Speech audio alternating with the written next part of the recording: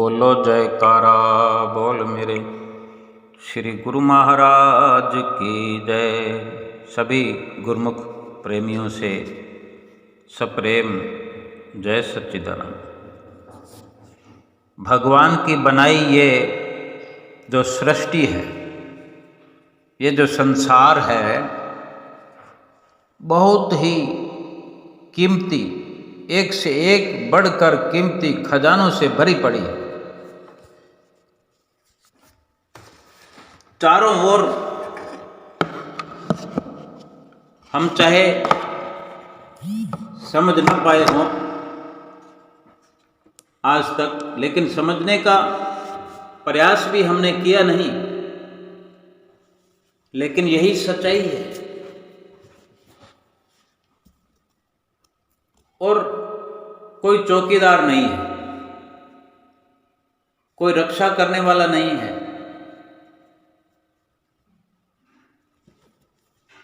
व्यवस्था ऐसी की गई है कि दुनिया में अरबों अरबों व्यक्तियों का आवागमन प्रति वर्ष होता है।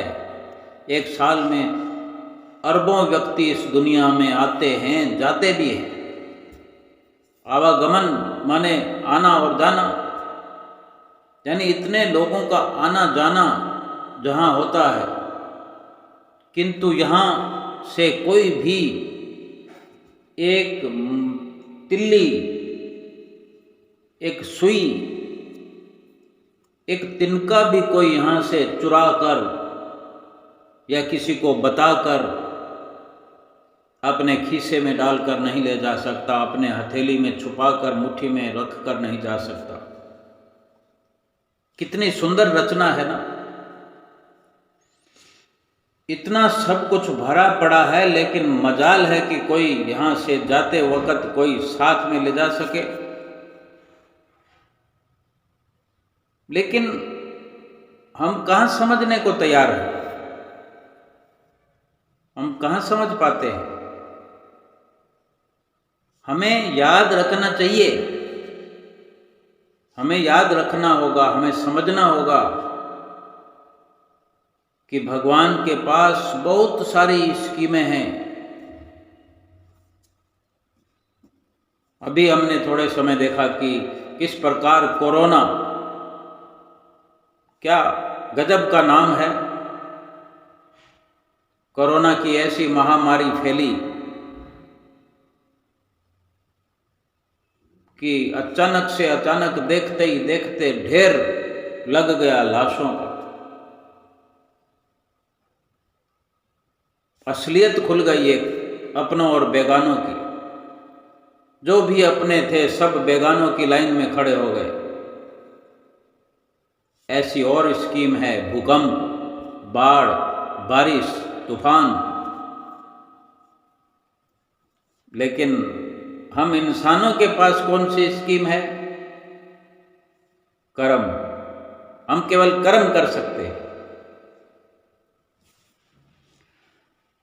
कुएं का पानी सब फसलों को एक समान पानी देता है। कुएं के पानी से सभी फसलों को एक समान पानी मिलता है। फिर करेला कड़वा क्यों होता है, गन्ना मीठा और इमली खट्टी क्यों होती है? तो क्या ये कहा जा सकता है कि खट्टी इमली वाले कहेंगे कि पानी खट्टा आ गया होगा इसलिए ये हमारी फसल खट्टी हो गई, या करेले वाला कहेगा कि पानी कड़वा आ गया था तभी हमारी फसल कड़वी हो गई?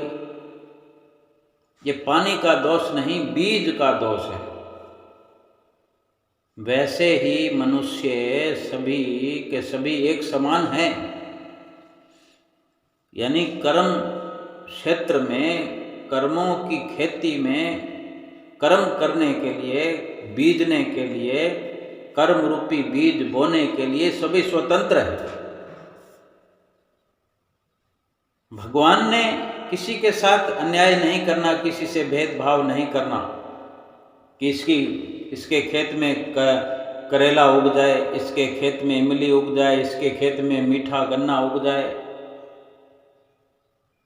वो स्वयं अधिकारी और नाकारी इंसान के हाथ में, वो चाहे तो अधिकारी बने चाहे नाकारी बने। हम रोज आरती में गाते हैं, गुरु जी की महिमा सब पर भारी, जो समझे अधिकारी और जो ना समझे वो नाकारी। संत महापुरुष तो सबको समझाते हैं। कोई करेले की तरह कर्म बोकर करेले उपजाता है, फिर चिल्लाता है कि ये सब कड़वा कड़वा कैसे हो गया। कोई इमली बो करके फिर खट्टे का राग लापता है। ये सब कर्म बीज बोते वक्त हमें ध्यान रखना चाहिए। हमें बाद में पछताना ना पड़े, ऐसा कर्म करना चाहिए।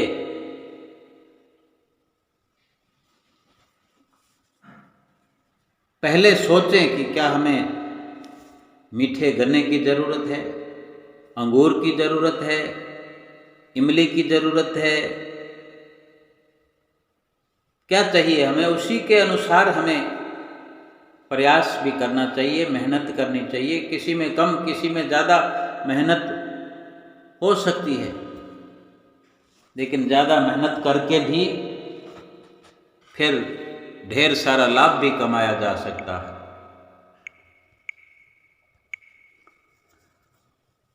भगवान की जो भी सृष्टि बनी हुई है वो जैसी भी है, जब उसके भीतर से कुछ ले जा नहीं सकते, फिर ना ले जा सकने वाली वस्तुओं का मोह क्यों।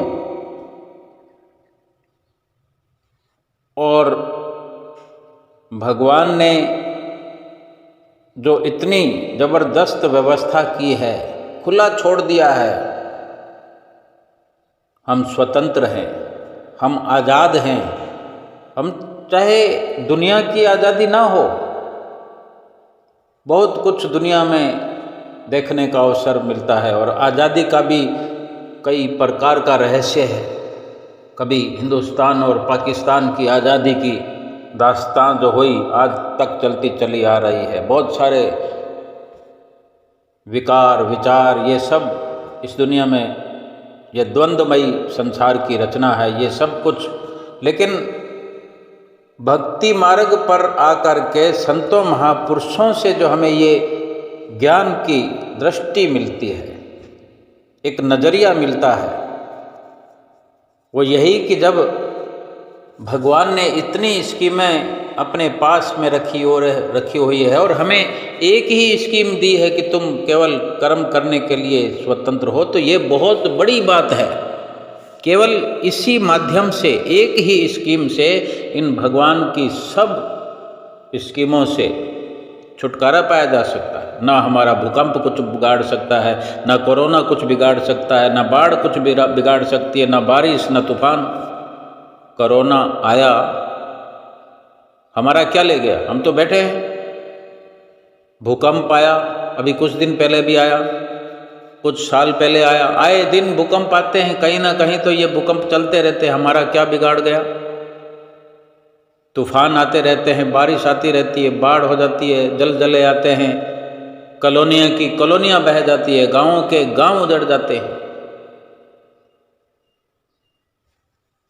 कुछ तो हमारे कर्म होंगे ही ऐसे जो हमारा ये कुछ नहीं बिगाड़ पाए।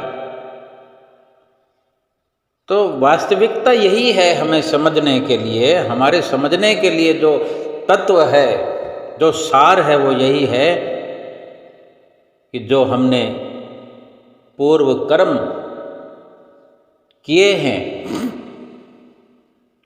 वो हम साथ में लाए हैं, उनका भोगने का कर्म भोग अपने साथ में लाए हैं और भोग रहे हैं। अच्छे भी हैं, बुरे भी हैं।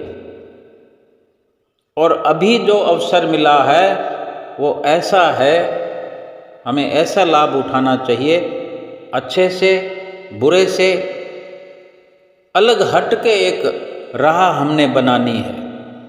कर्म ऐसे करने हैं कि ना अच्छे में बंधे ना बुरे में बंधे। यानी हिसाब किताब तो फिर अच्छे का बुरे का दोनों का लिखा जाता है। अच्छा किया है तो उसका अच्छा लेने के लिए फिर आना पड़ेगा, इस संसार की रचना में जन्म लेना पड़ेगा। अगर मनुष्य का भी शरीर मिलता है तो आना तो पड़ा।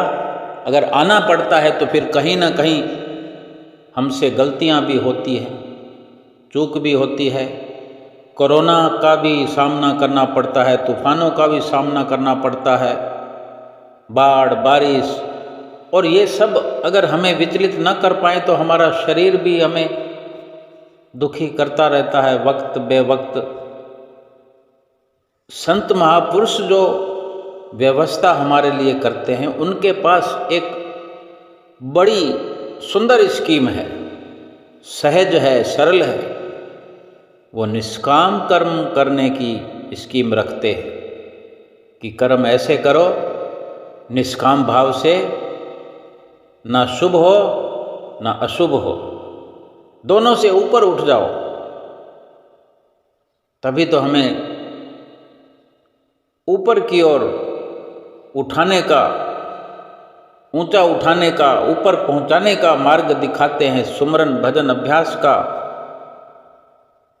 जो हमें रास्ता भी दिखाते हैं और युक्ति समझाते हैं कि किस प्रकार हम ऊंचाइयों की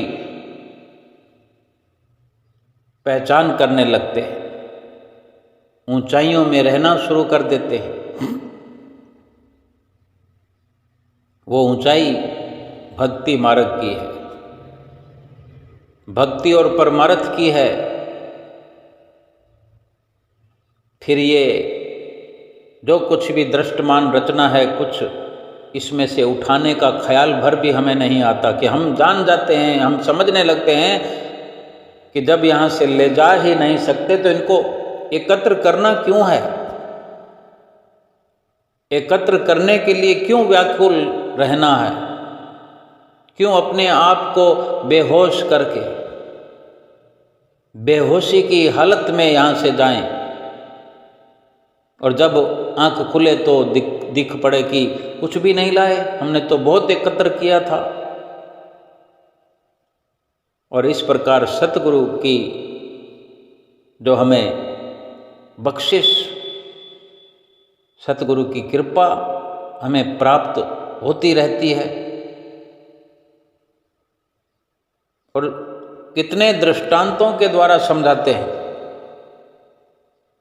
कि जब सतगुरु हम पर मेहर करते हैं, आशीर्वाद करते हैं, उसका लाभ तो हमें उठाना चाहिए। कुछ न तो कुछ करना ही है, कर्म तो करना ही है, शुभ करो या अशुभ करो,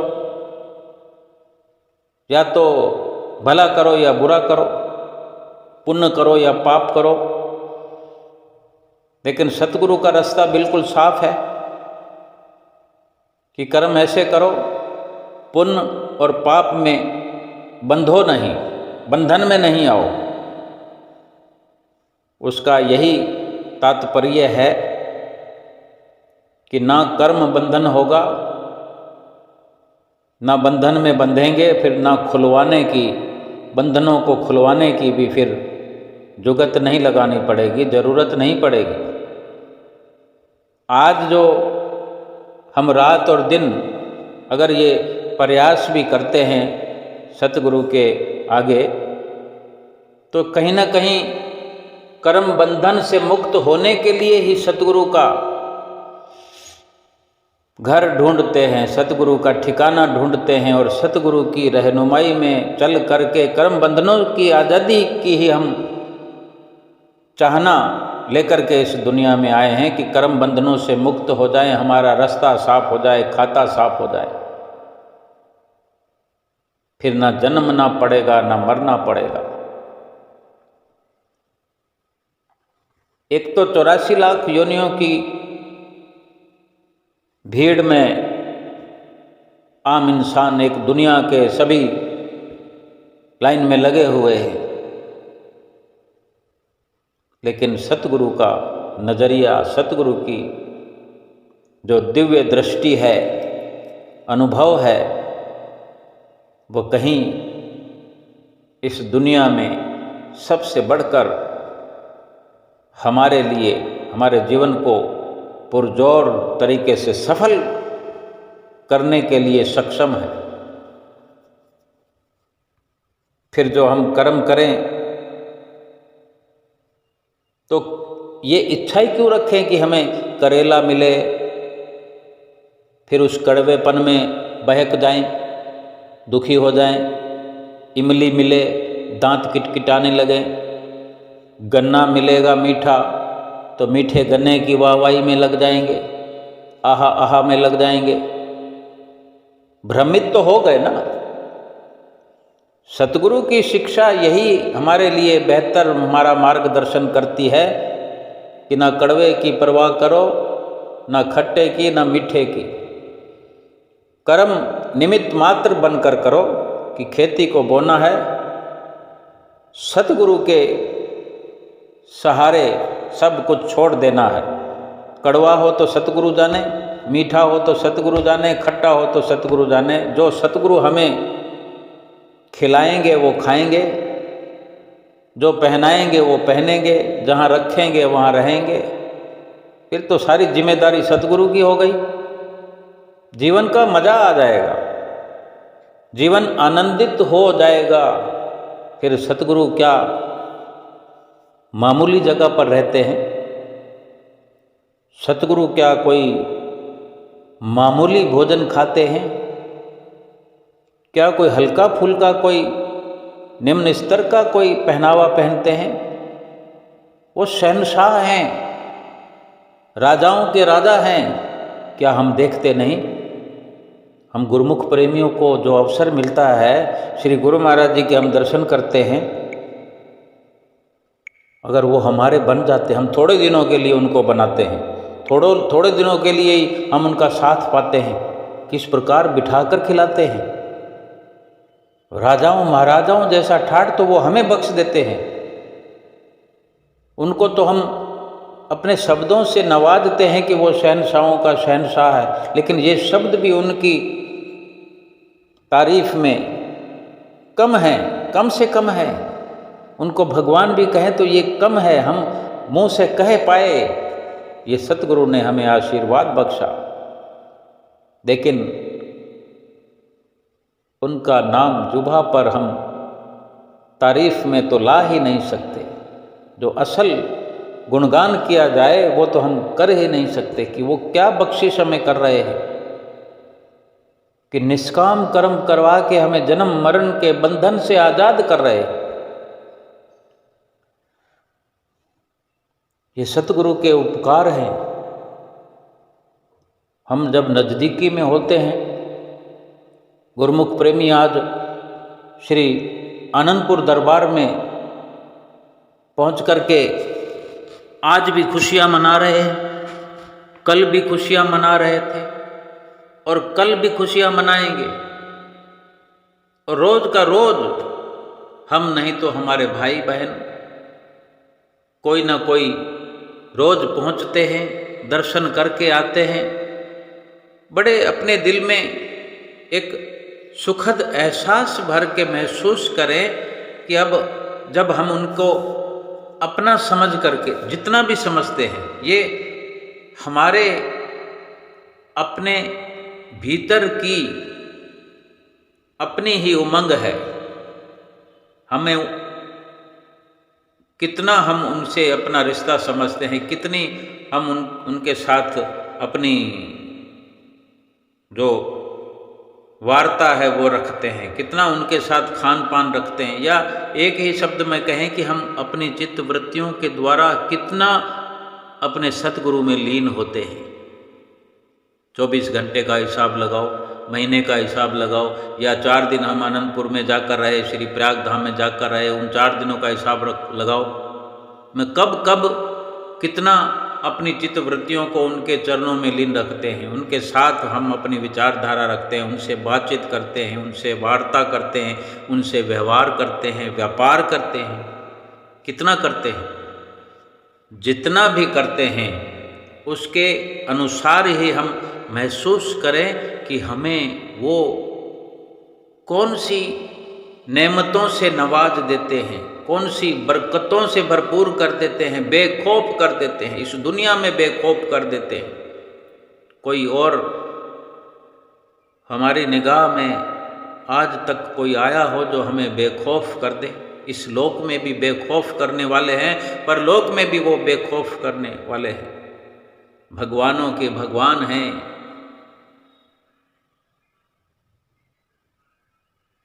जिंदगी का एक तजुर्बा हमें दे रहे हैं, देते रहे हैं, देते रहेंगे। हमारा दिल भर भर आता है।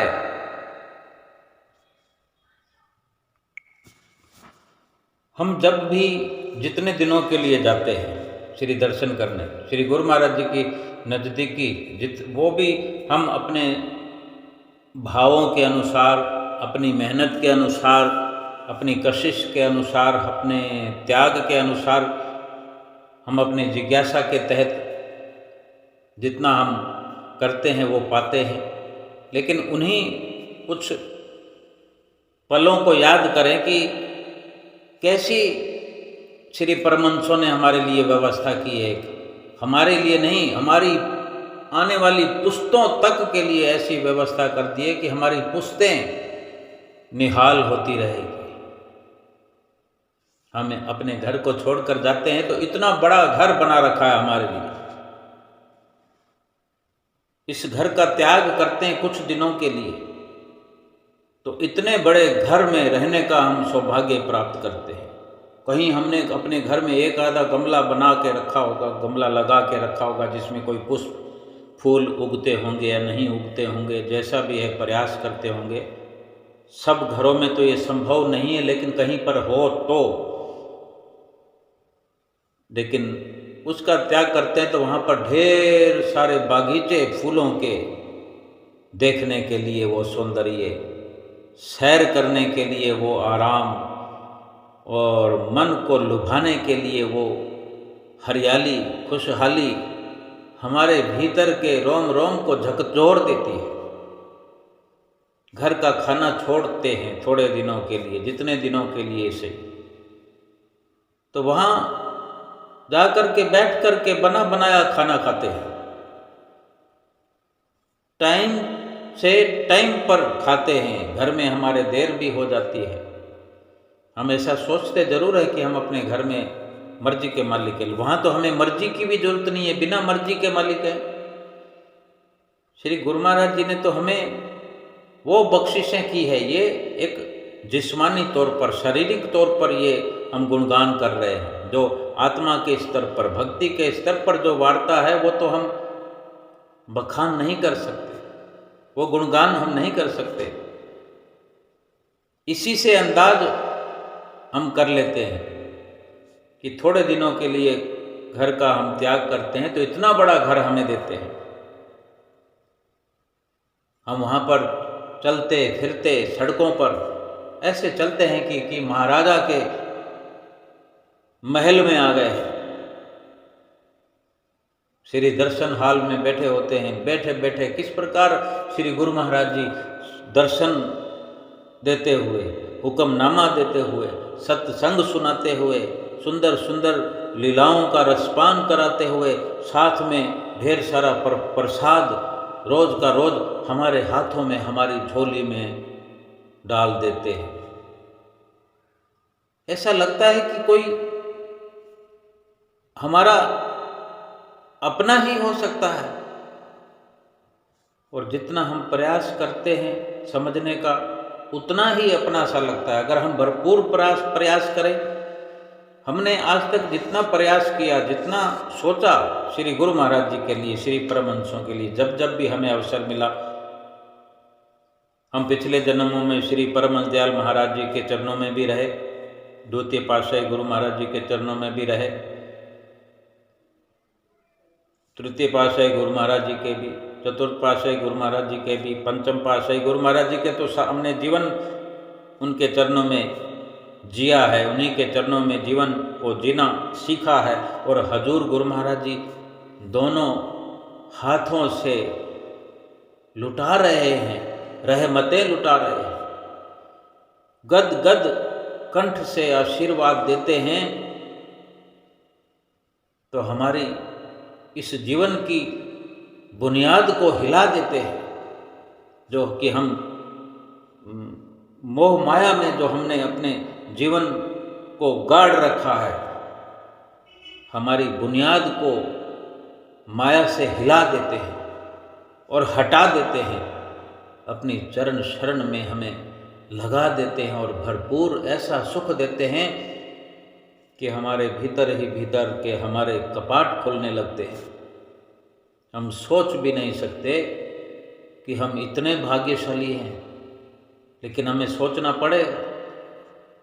हम अनजान बन करके इस झूठी दुनिया में, नश्वर दुनिया में, नश्वर सामानों की होड़ में लग करके अपने सतगुरु को, यानी अपने वजूद को, सतगुरु हमारा वजूद है, सतगुरु हमारी पहचान है, और हम अपनी पहचान माया से कर रहे हैं, अपना मिलान माया से कर रहे हैं। अपनी सत्यता का जो परख है वो झूठे नश्वर संसार और इन नश्वर पदार्थों से और नश्वर रिश्तों के साथ मिलान कर रहे हैं। ये ठीक नहीं है। कितना हमारे श्री गुरु महाराज जी हमारा आदर सम्मान करते हैं, कितना आदर सम्मान करते हैं, दुनिया में कोई और नहीं करता। लंगर में किस प्रकार से खाना खिलाया जाता है, आदर भाव से, किस प्रकार से बिठाया जाता है, किस प्रकार से प्रसाद वितरण किया जाता है। देखते ही देखते हजारों हम जैसे गुरुमुख भाई बहनों को इतना प्रसाद वितरित किया जाता है, और वहाँ भी कौन से चौकीदार हैं, वह भी मुक्त हाथों, खुले हाथों से जहाँ देखो वहाँ शुभ आशीर्वाद ही आशीर्वाद बरस रहा है। जहाँ देखो खुशियों का एक आलम पसर रहा है। खुशहाली में हमारा जीवन सराबोर होता हुआ वहाँ के 4 दिन, 6 दिन, 10 दिन, और जो गुरुमुख प्रेमी सेवा के लिए जाते हैं, सेवा पर जाने का प्रयास करते हैं, 1 महीने के लिए, 2 महीने के लिए, उनका कहना ही क्या। जिन्होंने प्रयास किया है, प्रयास कर पाए, सतगुरु की कृपा उन पर भी है, सतगुरु की कृपा उन पर भी है जो 4 दिन रहकर आते हैं।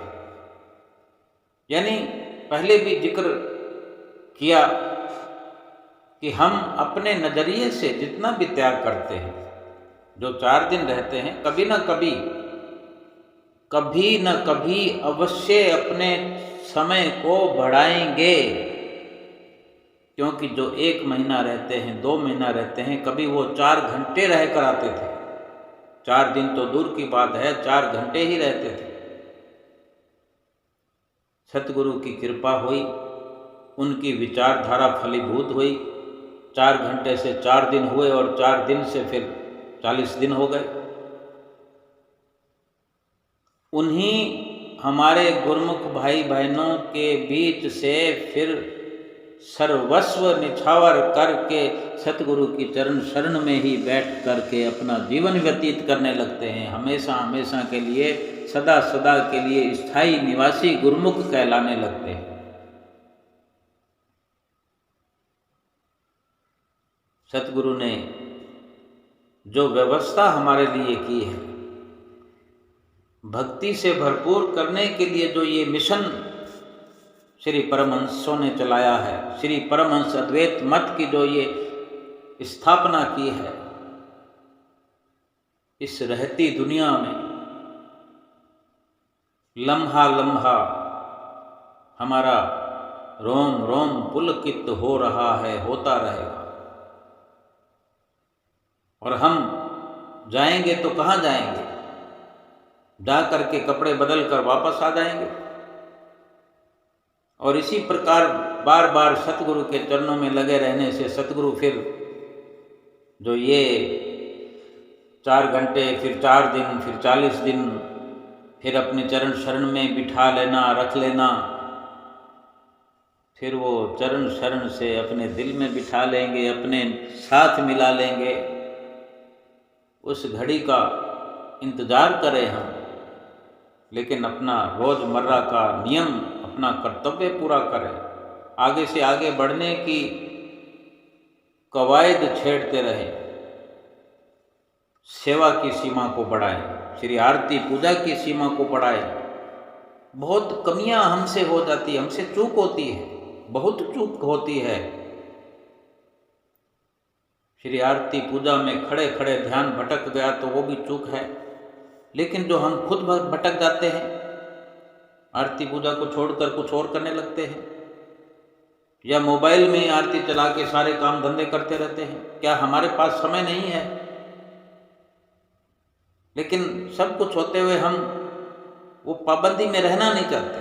अगर ये सतगुरु की पाबंदी नहीं धारण करेंगे, पाबंदी को नहीं अपनाएंगे, तो काल और माया की जो हम पर पाबंदी लगी हुई है, हमें जो जकड़ रखा है, उस जकड़न से कैसे छूटेंगे?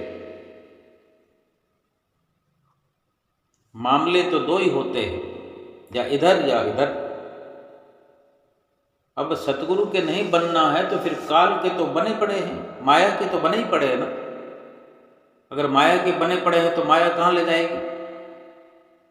84 लाख योनि वहाँ तो आए हैं, फिर वहाँ जाकर क्या करेंगे? वहाँ से आए हैं तो ये मिशन हम भी लेकर आए हैं, इस लक्ष्य को हम भी लेकर आए हैं। जैसे सतगुरु लक्ष्य लेकर के आए हैं, मिशन के तहत आए हैं कि हम जैसे रूहों को मोह से, काल और माया के बंधनों से आज़ाद कराना है, तो हम भी ये लक्ष्य लेकर आए हैं कि हमें भी आज़ाद होना है। तो आज़ाद होना है तो समय सीमा जो आज हमारी है उसको हम बढ़ाएं। हमारे सुमरन की समय सीमा क्या है? आज 1 मिनट बढ़ा दें। अगर हम आधा आधा घंटा 2 बार करते हैं, 1 मिनट बढ़ा दें तो 31 मिनट हो जाएगी। 1 दिन, 2 दिन, 4 दिन, 5 दिन, 10 दिन में 1 मिनट और बढ़ा दें। हल्के से हल्का इजाफा करते जाएं, तो भी भाव ये हमारा सुंदर से सुंदर परिणाम हमको रोज का रोज देगा। हमारी जो आगे बढ़ने की ये भीतर की परिपक्वता है, हमें एक दिन सफलता के उच्चतम शिखर पर पहुंचाएगी, सतगुरु की प्रसन्नता दिलाएगी। समय तो व्यतीत हो रहा है, हो जाएगा।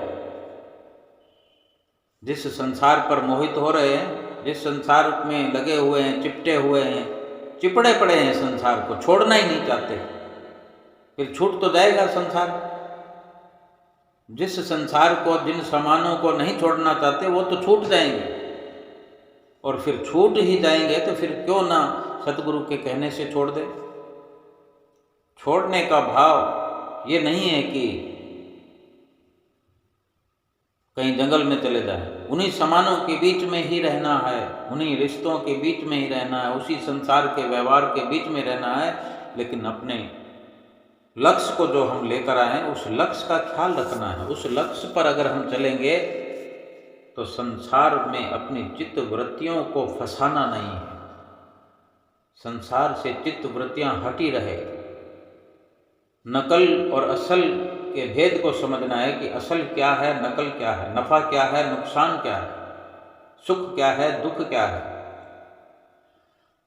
संसार के भीतर रहकर संसार से किनारा किए हुए रहो। सतगुरु से प्रीत लगी हुई हो, सतगुरु का ध्यान दिल में बसा रहे, सतगुरु के ख्याल दिल में बसे रहें, सतगुरु का चिंतन होता रहे, नाम का सुमरन होता रहे। मन के अंदर हर वक्त आनंद ही आनंद भरपूर होता रहेगा, आनंद महसूस होता रहेगा। आनंद के गीत जुबान ये गाती चली जाएगी। आगे से आगे भक्ति की ओर हम सतगुरु की प्रेरणा से प्रेरित होकर के अपने कर्मों के बंधन जो पहले से पड़े हुए उनसे आज़ाद होकर निष्काम कर्म करते हुए सुख और दुख से ऊपर, अच्छे और बुरे से, लाभ और हानि से ऊपर, ना कोई दुख है ना सुख है, ना कोई लाभ है ना हानि है, सब कुछ हमारे कर्मों का जो लेखा जोखा है सतगुरु के निमित्त छोड़कर सतगुरु की नौकरी में, सतगुरु की आज्ञा में केवल अपने आप को निमित्त मात्र बनाकर सतगुरु के चरणों में नफा और नुकसान सब कुछ समर्पण करके अपना ये लोक भी हम संवारने का प्रयास करें और संवारें, और परलोक भी अपना सुहेला करें। अपने साथ जो लक्ष्य लेकर आए हैं उस लक्ष्य को पूरा करते हुए हमेशा हमेशा के मोह और माया के बंधनों से आज़ाद होकर सतगुरु के प्यारे बनकर, सतगुरु के अजीज बनकर, सतगुरु के ही कहलाने लगें इस लोक में भी और परलोक में सतगुरु के साथ मिल कर के पहुँच जाएं, एकाकार अपनी आत्मा का कराएं और भरपूर सुखों को प्राप्त हो जाएं। बोलो जयकारा बोल मेरे श्री गुरु महाराज की जय।